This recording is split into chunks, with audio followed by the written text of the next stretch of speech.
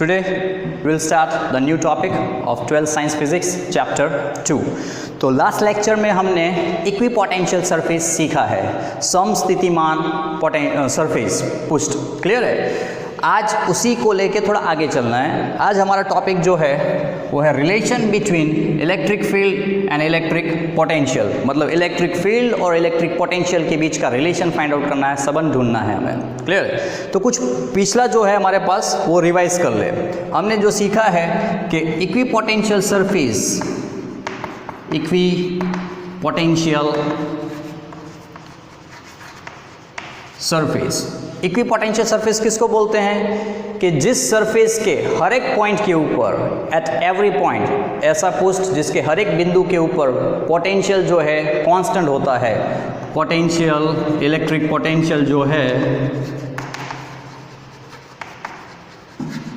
वो अचर रहता है, इलेक्ट्रिक पोटेंशियल कांस्टेंट होता है। उस सरफेस पे आप किसी भी पॉइंट पे जाएंगे, पोटेंशियल सब जगह आपको सेम ही मिलेगा, अचर रहता है। दूसरा, इलेक्ट्रिक पोटेंशियल डिफरेंस, तफावत, वो ज़ीरो होगा। पोटेंशियल डिफरेंस जो है दैट मीन्स डेल्टा वी। एक बिंदु उसी पुष्ट के एक पॉइंट से दूसरे पॉइंट के ऊपर ले जा रहा हूं तो पोटेंशियल डिफरेंस कैसा मिलेगा? ज़ीरो, कोई फर्क नहीं है, सेम ही है, कांस्टेंट है। और इलेक्ट्रिक फील्ड उस सरफेस को परपेंडिकुलर होती है, लंब होती है, क्लियर है। जो सरफेस इक्विपोटेंशियल है तो इसका मतलब इलेक्ट्रिक फील्ड उसको परपेंडिकुलर होगी। तो ये तीन पॉइंट्स हैं जो इक्विपोटेंशियल सरफेस के बारे में बताते हैं। ऐसे सरफेस पे पोटेंशियल हर एक पॉइंट के ऊपर, एट ईच पॉइंट,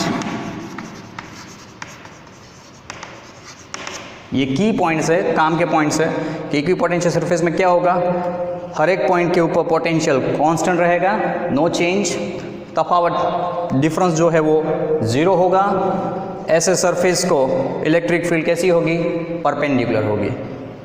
ये हमने सीखा है, जितना पीछे देखा था, क्लियर है। तो ये हमें समझ में आ गया है। तो अब मतलब ऐसा है कि किसी सरफेस को इलेक्ट्रिक फील्ड परपेंडिकुलर है, इसका मतलब ऑब्वियस है ये चीज़ होने वाली है, पोटेंशियल कांस्टेंट रहेगा, पोटेंशियल डिफरेंस ज़ीरो होगा, क्लियर है। उसी को इक्विपोटेंशियल सरफेस बोलते हैं। और कहीं पे अगर आपको पता है कि पोटेंशियल चेंज नहीं हो रहा है, पोटेंशियल डिफरेंस ज़ीरो है, इसका मतलब ये हुआ कि इलेक्ट्रिक फील्ड उस सरफेस को परपेंडिकुलर है, लंब है। तो ये हमने ऐसा देखा है, ओके। अभी तक हमने इलेक्ट्रिक पोटेंशियल जो ढूंढा है वो इलेक्ट्रिक फील्ड की मदद से ढूंढा है कि इलेक्ट्रिक पोटेंशियल हम ढूंढ रहे हैं इलेक्ट्रिक फील्ड की मदद से। V is equals to negative of E dot dl या dr, ये फॉर्मूला लेके हम V ढूंढ रहे हैं, ओके है। तो हमें पता है वर्क डन करना पड़ता है। और उसमें आपने ये भी देखा है ऐसे एग्जांपल्स में या थियरीज के अंदर कि किसी जगह पे, किसी पॉइंट के ऊपर इलेक्ट्रिक फील्ड ज़ीरो है। तो इलेक्ट्रिक फील्ड ज़ीरो है तो ये फॉर्मूला देख के हम ऐसा नहीं कह सकते इसका मतलब सर V भी ज़ीरो होगा। नो, ये खाली V फाइंड आउट करने का तरीका है। तो V वहाँ पे क्या होगा? नॉट इक्वल्स टू ज़ीरो, ऐसा है कि इलेक्ट्रिक फील्ड ज़ीरो है, लेकिन ऐसा नहीं होगा कि V भी ज़ीरो है। नो चांस, क्लियर है। क्योंकि हमने डायपोल के केसेस में भी देखा है, क्लियर। डायपोल में ऐसा है कहीं पे V ज़ीरो है, बट इसका मतलब ये नहीं कि इलेक्ट्रिक फील्ड भी ज़ीरो है। नो, डायपोल के इक्वेटर के ऊपर पोटेंशियल वहाँ पे जो है ज़ीरो है, इक्वेटर पे, क्लियर है, बट इलेक्ट्रिक फील्ड वहाँ पे ज़ीरो नहीं है। और ये एग्जांपल हमने देखा है कि स्फेरिकल सेल लिया था, बराबर, तो उसके अंदर इलेक्ट्रिक फील्ड ज़ीरो है लेकिन V ज़ीरो नहीं है। ये इसका एग्जांपल डायपोल के इक्वेटर पे हमने देखा है ऐसा कि V इक्वेटर पे ज़ीरो है लेकिन इलेक्ट्रिक फील्ड ज़ीरो नहीं है, क्लियर है। यहाँ पे V कैसा होगा इसके लिए? तो भाई V कांस्टेंट रहेगा, अचर, कि अगर इलेक्ट्रिक फील्ड ज़ीरो है तो मतलब यहाँ पे हर एक पॉइंट के ऊपर V अचर रहेगा, इलेक्ट्रिक पोटेंशियल की वैल्यू सब जगह सेम होगी। तो ये हमने फाइंड आउट किया है। तो इसका मतलब क्या होता है कि आप जो वर्क डन कर रहे हैं, मतलब इनफाइनाइट से यूनिट पॉजिटिव चार्ज, एक कम विद्युत भार को, यूनिट पॉजिटिव चार्ज को इनफाइनाइट से लेके आ रहे हैं, तो यहाँ तक सरफेस तक आपका वर्क डन गिना गया था, चार्जेस यहाँ पे सरफेस पे हैं, इनसाइड इलेक्ट्रिक फील्ड 0 है। अब इसके बाद आप अंदर कहीं पे भी ले जा रहे हैं, सब जगह पोटेंशियल जो है वो सरफेस के बराबर ही है, सरफेस पे जो था वही पोटेंशियल है, क्योंकि इलेक्ट्रिक फील्ड इनसाइड 0 है। तो इसमें मतलब क्या है कि आपका वर्क डन कब गिना जाएगा, जब आप इलेक्ट्रिक फील्ड के अगेंस्ट, इलेक्ट्रिक फील्ड के विरुद्ध में काम करते हैं, वर्क करते हैं, तो वो वर्क डन में कैलकुलेट होगा, वो वर्क डन गिना जाएगा। क्लियर कि आपने वर्क किया है। लेकिन अंदर कोई इलेक्ट्रिक फील्ड है ही नहीं, इलेक्ट्रिक फील्ड 0 है, तो आपको कोई वर्क डन करना ही नहीं है, आसानी से आप कहीं पर भी ले जा सकते हैं। सो दैट मीन्स कि आपका वर्क डन 0 है। सो दैट मीन्स पोटेंशियल डिफरेंस, विद्युत स्थितिमान तफावत, वो शून्य रहेगा, जो सरफेस पे था वही सब जगह पे होगा। क्लियर है। तो ये फॉर्मूला में यही बता रही है कि पोटेंशियल का मतलब क्या होता है, कोई भी एक कम विद्युत भार, यूनिट पॉजिटिव चार्ज को किसी इनफाइनाइट से गिवन पॉइंट पे लाने के लिए जो वर्क करना पड़ता है ना, वो पोटेंशियल कहलाता है। तो आपका वर्क कितना है वो गिनना होता है। क्लियर है। सो अभी तक हम ऐसा चल रहे थे। अब हमारे पास जो थियरी है कि relation between electric field and electric potential, तो इन दोनों के बीच का रिलेशन फाइंड आउट करना है, V और E के बीच का। ओके। अब इसमें हम जो फॉर्मूला डिराइव करने वाले हैं, वो फॉर्मूला से फ़ायदा क्या होगा पता है? अभी तक हम V ढूंढ रहे थे E की मदद से, इलेक्ट्रिक फील्ड की मदद से V फाइंड आउट कर रहे थे। अब हमें ऐसा फॉर्मूला चाहिए कि V की मदद से E फाइंड आउट किया जा सके, V की मदद से E ढूंढा जाए। उसका फ़ायदा क्या है? V जो है वो स्केलर है, अदिश राशि है, E जो है वो वेक्टर है। क्लियर है। तो इलेक्ट्रिक फील्ड जब मुझे ढूंढना होता है ना, तो इलेक्ट्रिक फील्ड में क्या है, वैल्यू, मैग्नीट्यूड मतलब मूल्य, और साथ साथ में डायरेक्शन, दिशा भी चाहिए। क्लियर है। जबकि V जो है स्केलर है, वैल्यू ही मांगता है। तो अगर मैं स्केलर क्वांटिटी को पता चल जाए मुझे किसी पॉइंट पे V क्या है, क्लियर है, तो वो आसान है, उसको डायरेक्शन नहीं चाहिए, तो वो मैग्नीट्यूड आसानी से मिल जाएगा। अब उसकी मदद से E मिल जाए, तो हमें ऐसा फॉर्मूला चाहिए। क्लियर है। सो हम वही फॉर्मूला डिराइव करने वाले हैं रिलेशन में इलेक्ट्रिक फील्ड और पोटेंशियल के बीच में। तो आई होप आपको ये सब पॉइंट पहले क्लियर हैं, एंड देन आफ्टर अब हम आगे चल सकते हैं। तो थियरी कुछ इस तरह से चलेगी। हमारे पास दो सरफेस है, A और B, A B, ये दोनों इक्विपोटेंशियल सरफेस है, समस्थितिमान पुष्ट है, इलेक्ट्रिक फील्ड इसको परपेंडिकुलर है, लंब है, you can see that. Okay. अब हमें चार्ज जो है यहाँ पे है यूनिट पॉजिटिव चार्ज, उसको यहाँ से यहाँ लेके आना है। क्लियर है। वो फर्क नहीं पड़ता किस रास्ते से लेके आते हो, क्योंकि कंजर्वेटिव फील्ड है। तो आपको खाली ये सरफेस B से A तक लाना है, उसके लिए वर्क डन गिनना पड़ेगा। क्लियर है। जो वर्क डन करेंगे उससे पता चल जाता है पोटेंशियल डिफरेंस। तो पोटेंशियल डिफरेंस क्या है? इस सरफेस का पोटेंशियल V है, B सरफेस का पोटेंशियल V है, और A सरफेस का potential V plus delta V है। अब क्वेश्चन ये खड़ा हो सकता है कि सर यहाँ पे V और V प्लस डेल्टा V, पहला क्वेश्चन। दूसरा, जनरली A से B जाए या B से A आए, कोई फ़र्क नहीं पड़ता, पर स्टूडेंट्स को ऐसा होता है कि A से B जाए, तो हम ले रहे हैं B से A। उसके सवालों के जवाब मिलेंगे कि हम ऐसा क्यों कर रहे हैं। Fine, okay. और पोटेंशियल यहाँ पे कम है, यहाँ पे ज़्यादा है, इन दोनों का तफावत जो है वो डेल्टा V जितना है। कितना? Delta V, potential difference delta V जितना है। वो सरफेस पे तो सब जगह सेम ही है, इसका भी V प्लस डेल्टा V सब जगह पे है, और इसका V सब जगह पे है। फाइन, हमें यहाँ से यूँ लाना है। तो वर्क डन करना पड़ेगा, हमें कार्य करना है, taking a unit positive charge from surface B surface से A सरफेस पे लाना है। क्लियर है। तो उसके लिए वर्क डन कितना करना पड़ेगा? तो वो वर्क डन हमारा जो है, अभी मैं इसको W लिख रहा हूँ, वर्क डन जैसे V यूनिट पॉजिटिव चार्ज है, क्लियर है, minus E dot delta L। Okay. तो ये डिफरेंस जो है, अंतर, वो यही देखेगा, सीधा पॉइंट मैं यहाँ से कैसे भी लेके आऊँ कोई फ़र्क नहीं पड़ता, मैं ऐसा करूँ किसी भी तरह से, लेकिन वो जो लंब अंतर है, परपेंडिकुलर डिस्टेंस है ये दो सरफेस के बीच का, ये दो सपाटी के बीच का जो लंब अंतर है डेल्टा एल जितना है। ओके, तो इलेक्ट्रिक फील्ड माइनस साइन क्यों है? इलेक्ट्रिक फील्ड इस डायरेक्शन में है, उसके अगेंस्ट में हम काम कर रहे हैं। इलेक्ट्रिक फील्ड इस तरफ जा रही है, हम इस तरफ लेके आ रहे हैं, माइनस साइन। ओके है, तो डिस्प्लेसमेंट और इलेक्ट्रिक फील्ड ऑपोजिट में है, सो दैट मीन्स cos 180 के हिसाब से है, सो दैट मीन्स आपको वेक्टर के हिसाब से cos 180 मिल ही चुका है। So you can understand it, समझ में आया है? E dot delta L cos 180, fine. तो ये इक्वेशन 1 हो गया। तो एस हम ढूंढेंगे। दूसरा काम ये है कि ऑब्वियस हमें ये भी पता है कि जो वर्क डन होता है वो पोटेंशियल डिफरेंस के बराबर होता है, कि वर्क डन जो है कार्य किया जाएगा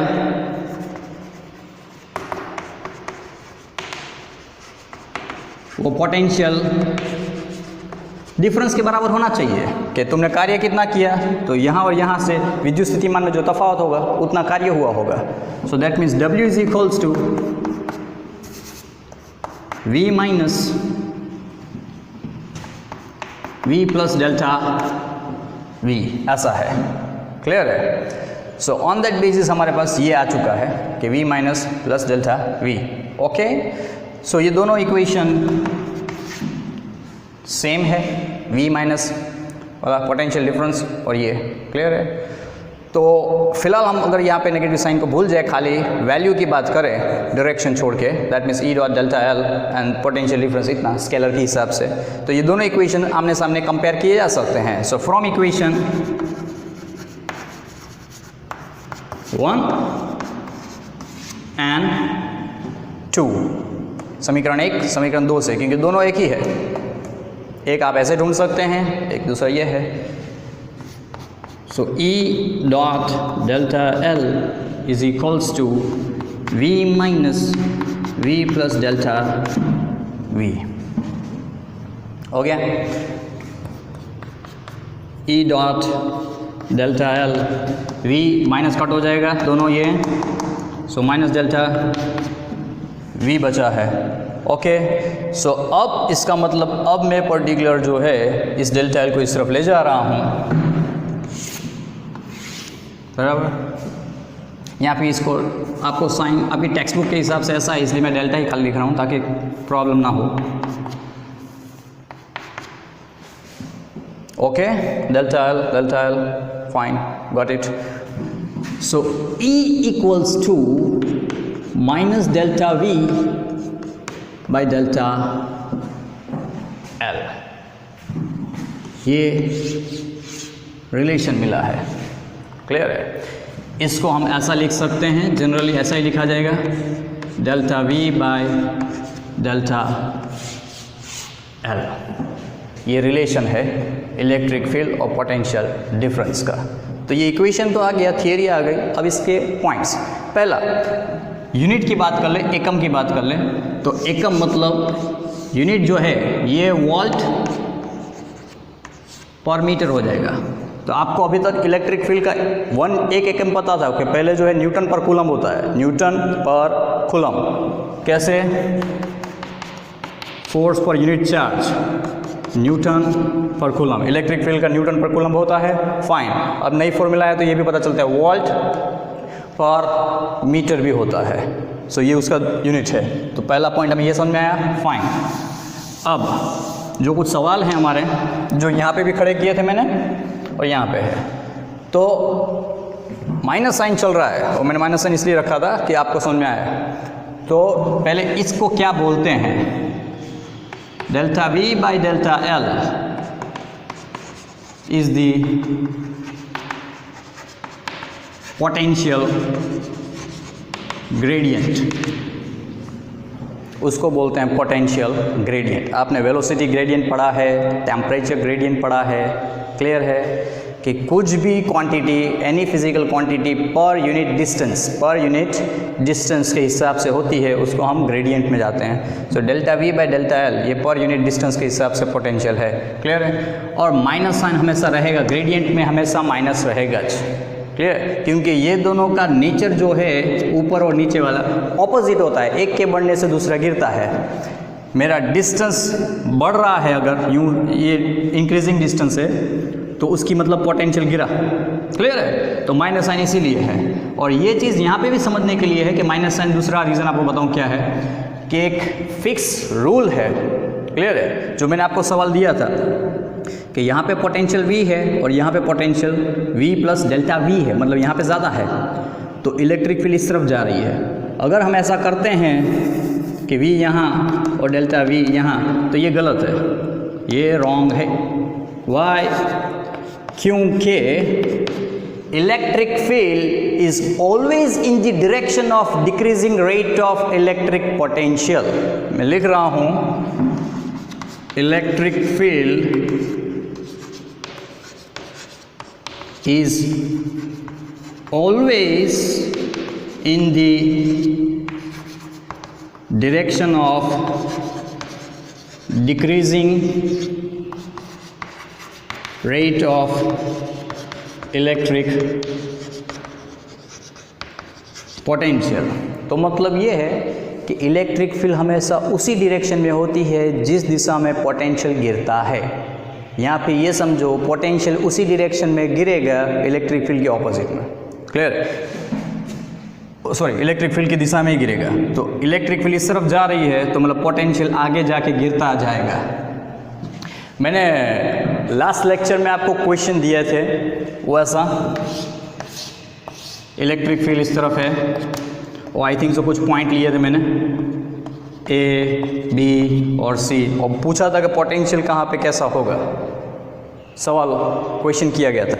तो उस क्वेश्चन का जवाब ये है कि A और C एक ही लाइन पे है, सी दैट, तो इसका मतलब पोटेंशियल A और C का सेम है, B अलग पॉइंट पे है, तो यहाँ पे एक सरफेस होगा इक्वी पोटेंशियल, तो B का पोटेंशियल अलग है। लेकिन B कहाँ जा रहा है, इलेक्ट्रिक फील्ड की डायरेक्शन में है, तो मतलब B का पोटेंशियल लेस है, B का पोटेंशियल लेस है। तो जवाब कुछ ऐसा होना चाहिए था, VB is less than VA equals to VC।